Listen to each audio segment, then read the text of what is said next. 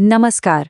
आज के इस एक्सप्लेनर में हम एक ऐसे बज़वर्ड की बात करने वाले हैं जिसने इंटरनेट की दुनिया में तहलका मचा रखा है, ब्लॉकचेन। आज हमारा लक्ष्य सिर्फ इसकी हवाई बातें करना नहीं है, बल्कि ये समझना है कि असल में ये तकनीक हमारे और आपके डिजिटल इंफ्रास्ट्रक्चर को कैसे पूरी तरह से बदल रही है। तो चलिए बिना किसी देरी के शुरू करते हैं। आज के हमारे इस रोड मैप में हम इन अहम पहलुओं को कवर करेंगे: बिटकॉइन और ब्लॉकचेन का फर्क, इसकी असली परिभाषा, काम करने का तरीका, इसके प्रकार और सबसे दिलचस्प हिस्सा, भारत का अपना ब्लॉकचेन फ्रेमवर्क। तो आइए सीधे पहले हिस्से पर आते हैं और उस सबसे बड़ी गलतफहमी को दूर करते हैं जो लगभग हर किसी को होती है।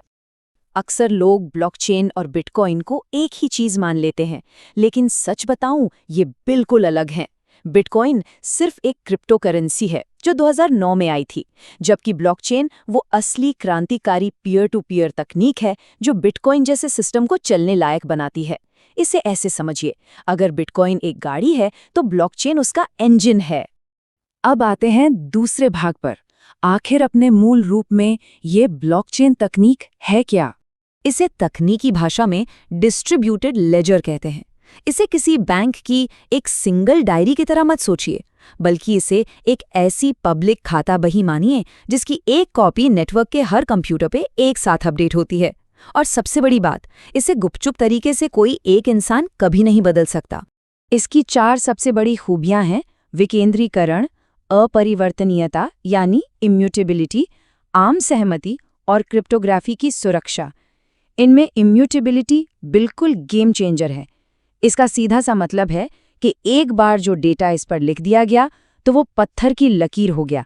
पूरे नेटवर्क की सहमति के बिना उसे मिटाना या बदलना नामुमकिन है। चलिए अब इसके काम करने के तरीके को स्टेप बाय स्टेप समझते हैं। कोई भी डेटा या लेन देन इन 5 दिलचस्प चरणों से होकर गुजरता है। पहले एक ऑथराइज्ड इनपुट होता है, फिर उस डेटा का एक नया ब्लॉक बनता है। इसके बाद ये ब्लॉक नेटवर्क के हर एक कंप्यूटर या नोड के पास जाता है। फिर सारे नोड्स मिलकर गणितीय फॉर्मूले से इसे चेक करते हैं, और जब सब कहते हैं हाँ ये सही है, तब जाकर ये ब्लॉक हमेशा के लिए मेन चेन में जुड़ जाता है। अब क्या सभी ब्लॉकचेन एक जैसे होते हैं? बिल्कुल नहीं। आइए इसके प्रकार देखते हैं। मुख्य रूप से इसके 4 अलग-अलग रूप होते हैं।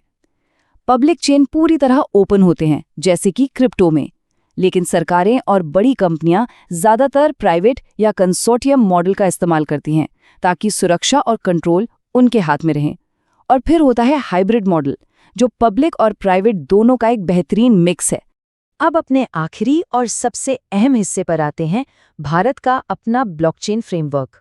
सितंबर 2024 में मैटी द्वारा लॉन्च किया गया नेशनल ब्लॉकचेन फ्रेमवर्क या NBF भारत की डिजिटल यात्रा में एक बहुत बड़ा कदम है। इसका विजन एकदम साफ है: पब्लिक सर्विस में बिना किसी बिचौलिए के एक ऐसा सिस्टम बनाना जिस पर आंख मूंद कर भरोसा किया जा सके। ये उन पुराने डेटाबेस की छुट्टी कर रहा है जिनमें हेराफेरी या गलतियों की गुंजाइश रहती थी। और इस NBF के बिल्कुल दिल में धड़कता है हमारा स्वदेशी विश्वास्य स्टैक।